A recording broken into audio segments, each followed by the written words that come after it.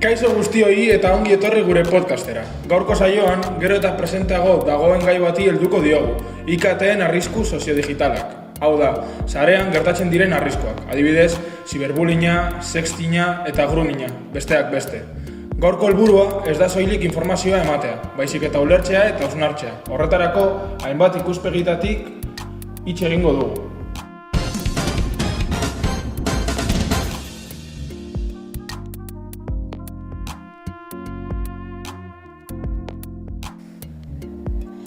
Hasteko gurekin dugu Aroa, hezkuntza digitalean aditua.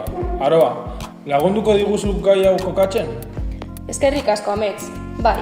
Gaur egun IKTen erabilerak aukera handia ematen ditu, baina baita arriskuak ere. Sare sozialen ezaugarri nagusietako bat da edozeinek komunikatzeko aukera ematen dutela. Ezagunekin zein ez ezagunekin, eta informazioak askotan izaera publikoa hartzen du, nahi gabe ere. Arrisku nagusien artean 3 azpimarratuko nituzke, eta garrantzitsua da ondo ulertzea zer diren. Hauek dira, ziberbullyinga, sextinga eta groomina.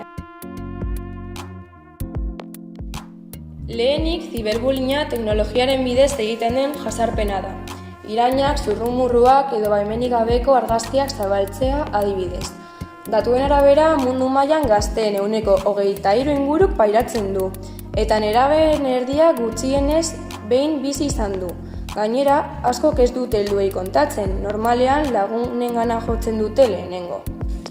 Gero bestalde, sextinga, edukik sexualak, argazkiak, bideoak eta mezuak mugikor edo internet bidez partekatzea da.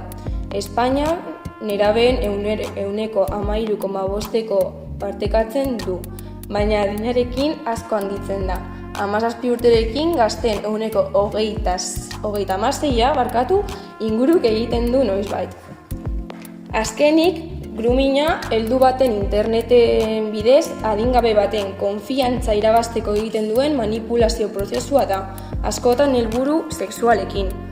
Kasu askotan, erasotzaileek harreman afektibok faltsuak sortzen dituzte, gaztea manipulatzea errazago izan dadin. Ikusten dugunez, ez dira kasu isolatuak. Fenomeno zabalak dira eta askotan emozioekin, harremanekin eta identitatearekin lotuta daude. Eta, Amets, zer egin daiteke prebentzio moduan hau hobeto kudeatzeko edo ez dakit, zer bururatzen zaizu? Ez nuen zure galdera espero, baina nik 3 gako nagusi azpimarratuko nituzke. Hasiera batean, heziketa digitala. Hau da, gazteek ulertu behar dute zer partekatzen duten eta zer ondorio izan ditzaketen. Hurrengoa izango zen heziketa emozionala, hau da, empatia lantzea, besteak nola sentitu daitezkeen ulertzeko, eta azkenik, konfiantza giroa. Familian eta eskolan, espazio seguruak sortzea, uste dut garrantzitsua dela.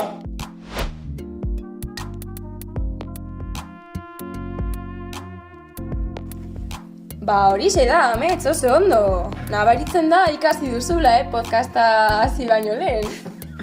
Eskerrik asko, Aroa. Orain, Xabi, zure esperientziatik nola bizi dira egoera hauek ikastetxean?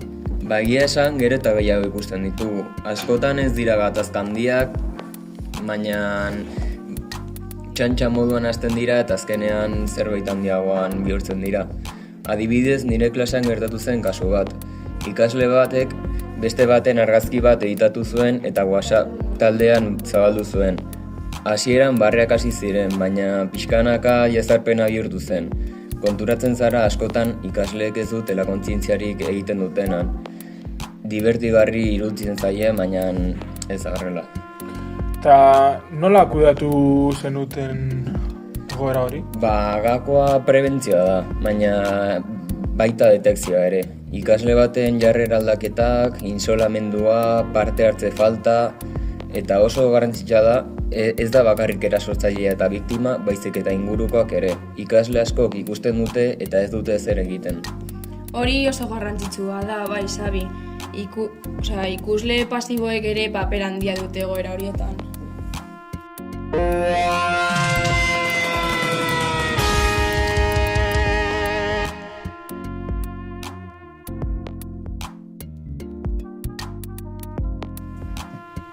Orain, familien ikuspegira pasatuko gara. David, zure kasua partekatu nahi baduzu? Bai, ez da erraza, baina uste dut beharrezkoa dela. Nire alabak, Mariak, 15 urte zituenean bere bikotekideari argazki bat bidali zion. Berarentzat konfiantza kontua zen. Baina harremana amaitu zenean, mutilak argazkia zabaldu zuen.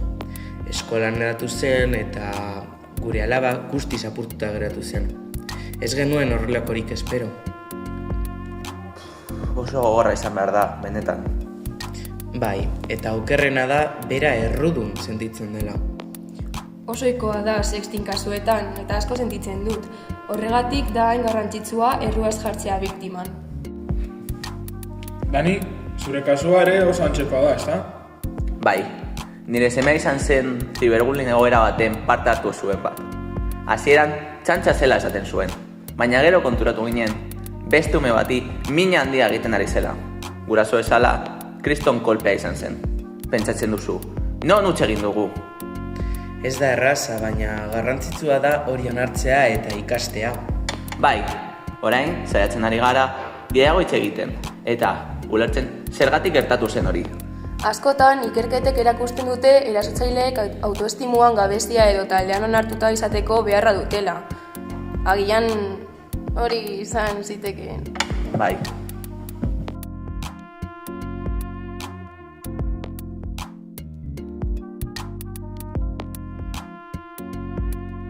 Usue, nahi baduzu zure esperientzia partekatu dezakezu. Bai, nire kasuan dena sare sozialetan hasi zen, ia konturatu gabe. Hasieran txantxa bat zela uste nuen, baina nire aurkako kontu faltsu bat sortu zuten eta gauza itsusiak argitaratzen hasi ziren. Editatutako argazkiak, asmatutako kontuak, egun batetik bestera mugikorra piztea beldurra ematen zidan. Mezu bat iristen zen bakoitzean tripak mugitzen zitzaizkidan. Jendeak partekatzen zuen, barre egiten zuen, eta gogorrena ezen mezuak idazten zituztenak, baizik eta denek ikusi eta inork ez ere ez esatea. Horrek ematen du min gehien, isiltasunak. Hasieran ez nion inori kontatu. Lotsa ematen zidan, eta modu arraro batean nire errua zela pentsatzen hasi nintzen. Zer egin dut hau merezi izateko? Galdetzen nion nire buruari. Eskolara joatea kostatzen zitzaidan, mundu guztiak nire aurpegira begira nire mugikorreko pantailan ikusi zutela gogoratzen ari zirela uste nuelako. Isilik eratzea akatsa izan zen, barruan zulatu bat egiten dizulako. Baina momentu batean ezin nuen gehiago. Gau batean lehertu egin nintzen eta lagun bati kontatu nion. Berak lagundu zidan ulertzen errua ezela nirea, eta hortik hasi zen den aldatzen. Heldu bati laguntza eskatzeko indarra eman zidan, eta kontu hori ixtea lortu genuen. Oso ausarta izan zara hori egin dauzue, ez da erraza pausu hori ematea eta zuk eman duzu beraz, harro sentitu behar zara. Eskerrik asko, kosta egin zitzaidan, baina orain badakit. Nik esango nuke garrantzitsuena dela ez geratzea bakarrik. Pantaila baten atzean zaudenean ematen du mundua amaitzen dela, baina kanpoan lagun dezakeen jendea dago. Ez isildu benetan. Egia esan, egora oso zaila da zure hausue. Oso ausarta izan zea eta benetan espero dut nire klasean edo nire lanean ez bizitza horrelako egoerarik ikasleetan. Bai, eta nik espero dut nire partez, inor gehiago ez bizi izan behar, ez bizi behar izatea. Halako egoera bat, azkenean oso gogorra izan behar du.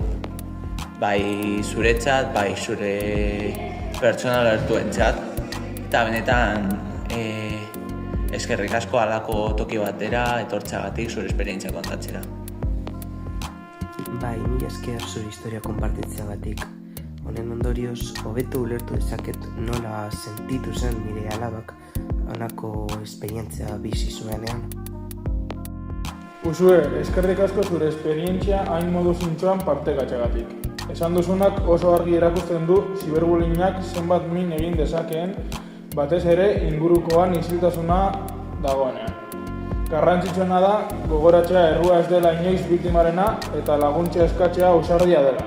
Zuk esan duzun bezala, ez geratzea bakarrik da giltza. Beti dago laguntzeko prest egongo den norbait.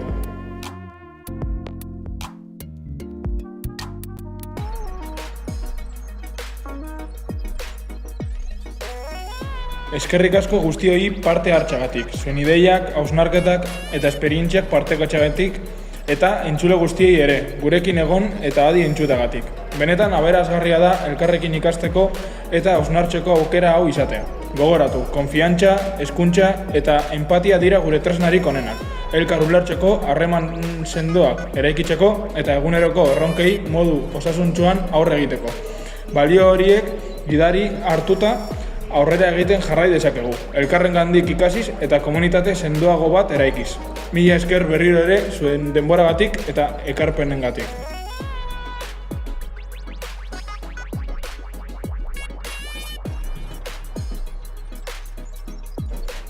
Bueno, mila esker gonbidatzeagatik, azkenean hau nire lana da, baina guztioi hau partekatzea, kanpotik dator eta oso garrantzitsua da guztiak hau lortzea. Eta eskerrak gure partez ere, guztiontzako esperientziak partekatzeko tokia sortzeagatik, benetan proiektu oso polita delako. Mila esker berriro ere zuen denboragatik eta ekarpenengatik. Hurrengora arte!